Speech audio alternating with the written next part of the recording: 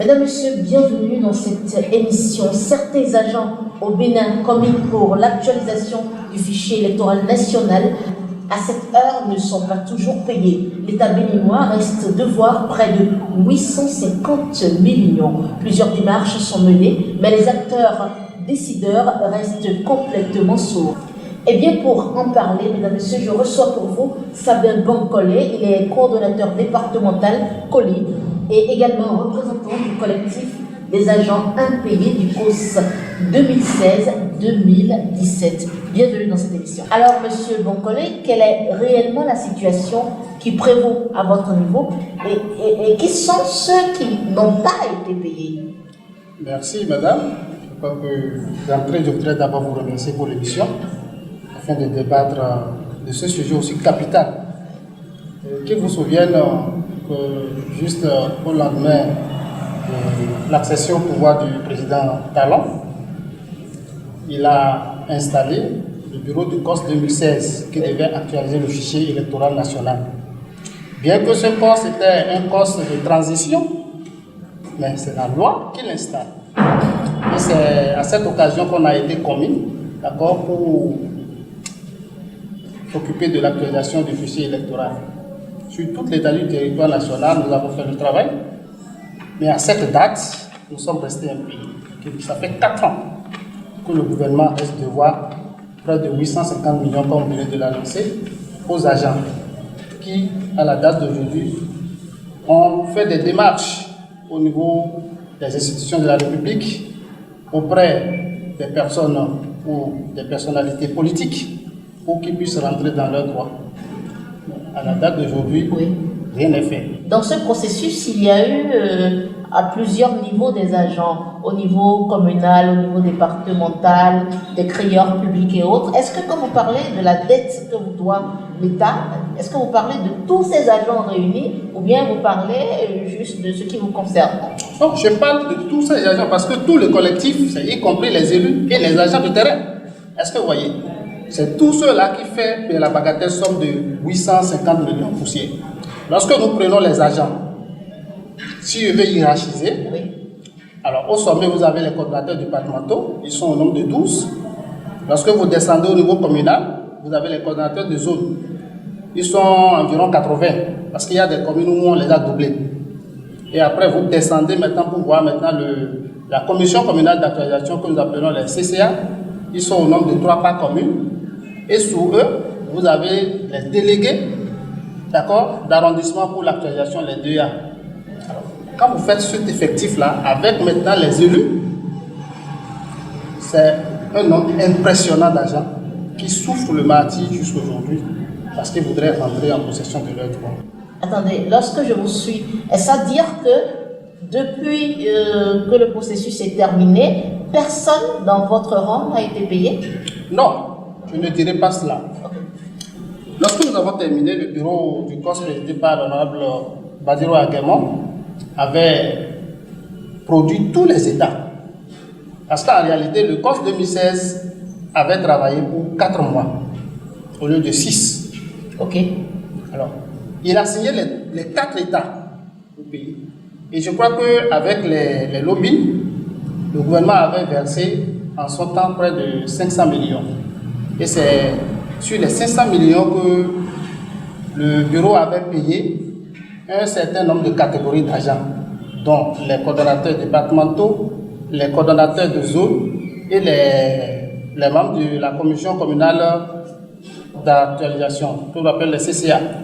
Alors, qu'est-ce qui a été payé en réalité?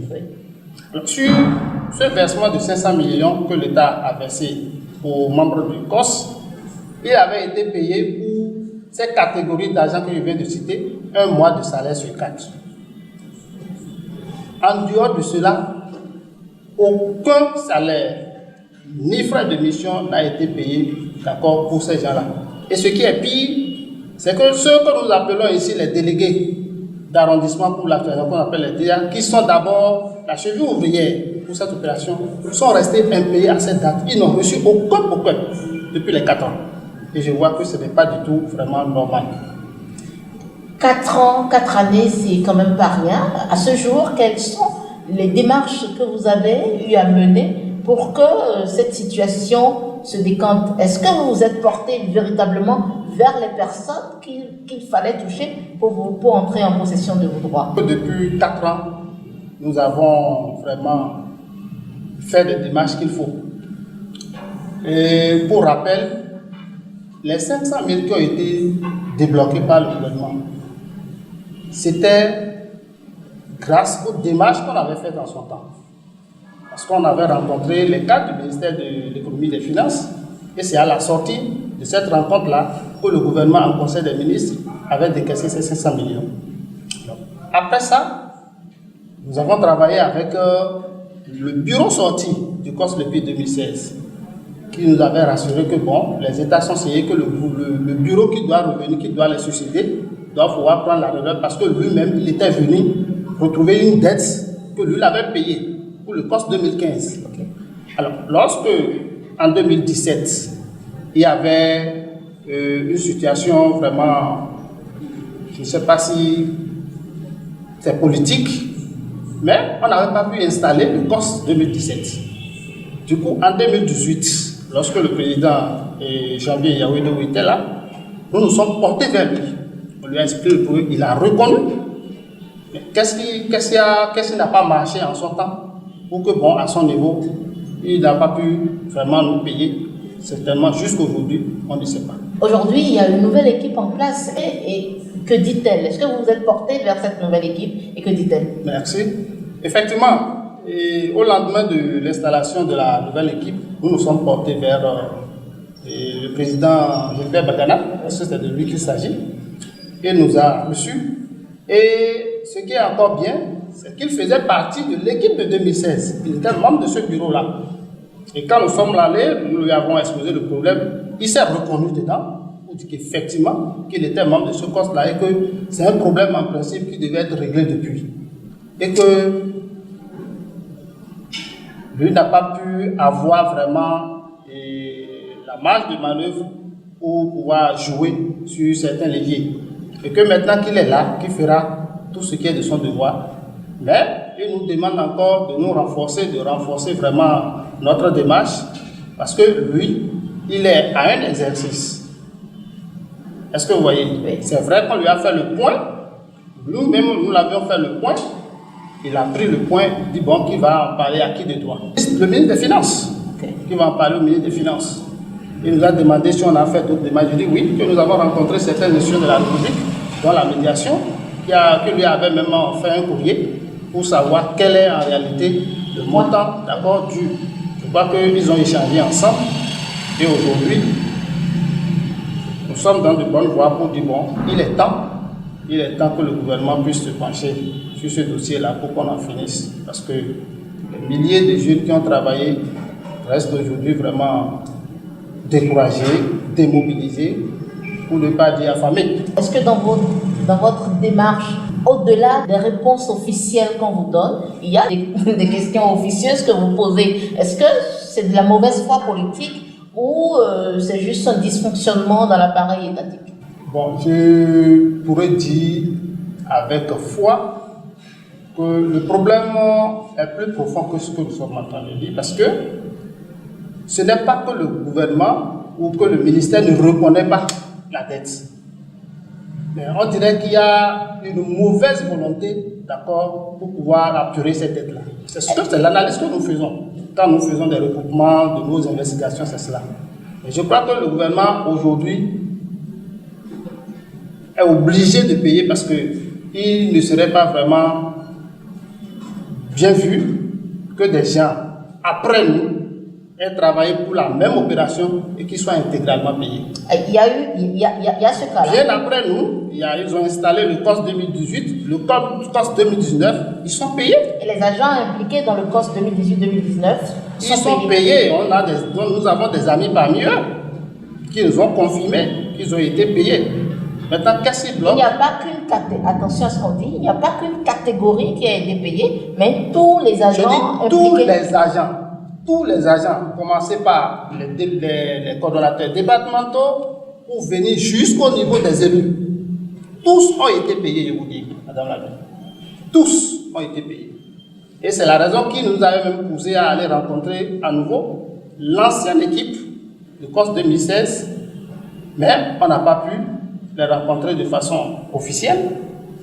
Mais il nous rassure, toujours est-il qu'il nous rassure qu'on sera payé, qu'il n'y a pas de raison pour qu'on ne soit pas payé. Votre démarche est-elle allée vers le ministre Romuald Wadaï lui-même ou jusque-là, vous n'avez jamais été en contact avec lui pour lui exposer véritablement la situation? Notre démarche était d'aller rencontrer le ministre, mais toutes les tentatives ont été vaines.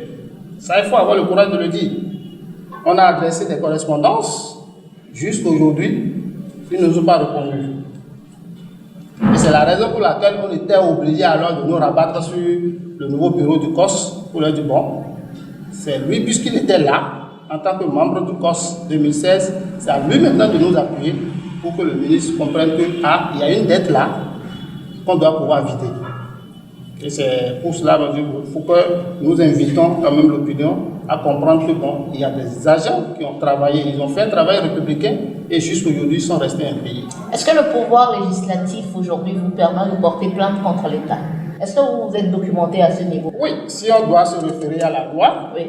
Et on doit se référer aussi aux documents à nous produits pour pouvoir, d'accord, exécuter la mission sur le terrain.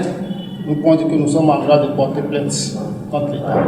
Étant donné que c'est la loi qui l'a installée et que l'État aussi a reconnu, d'accord, que les agents ont travaillé, je pense que bon, nous n'irons pas jusqu'à ce stade-là. Je ne pense pas.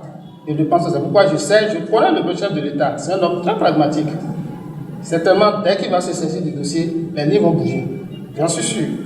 Et c'est la raison pour laquelle nous invitons les chefs d'État à se saisir de ce dossier-là pour que, bon, les responsabilités soient situées. Parce qu'on ne peut pas comprendre qu'ils aient voté un budget, d'accord, validé ensemble avec le ministère, et que même le COS en a exécuté presque à la moitié. On fait même, d'accord, un bénéfice au gouvernement, et qu'après qu'on ne puisse pas, d'accord, éponger ces dettes-là. Ça fait mal.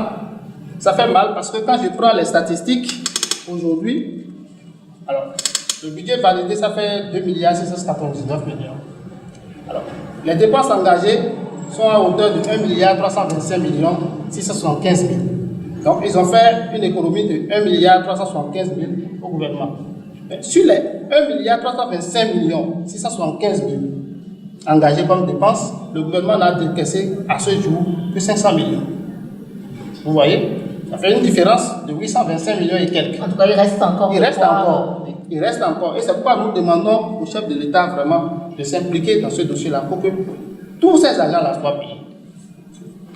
Parce que ça a trop duré 4 ans, je crois que c'est important. Est-ce que dans cette lutte-là que vous menez, vous avez quand même associé la société civile, les organisations des droits de l'homme, pour quand même porter votre voix avec vous? En ce temps, nous avons saisi quelques organisations de la société civile et même certains activistes web qui aujourd'hui sont en train de s'organiser à nous accompagner dans ce sens-là. La preuve, c'est que pour nous faire entendre, on est obligé, d'accord, de nous rabattre sur vous, quatrième pouvoir, pour nous aider à faire porter l'information. Beaucoup ont été informés. Nous avons saisi en temps l'Agence nationale de lutte contre la corruption. Nous avons écouté, on nous a fait des recommandations que nous avons exécutées. Et jusqu'aujourd'hui, nous l'avons fait. On a saisi pas mal d'organisations.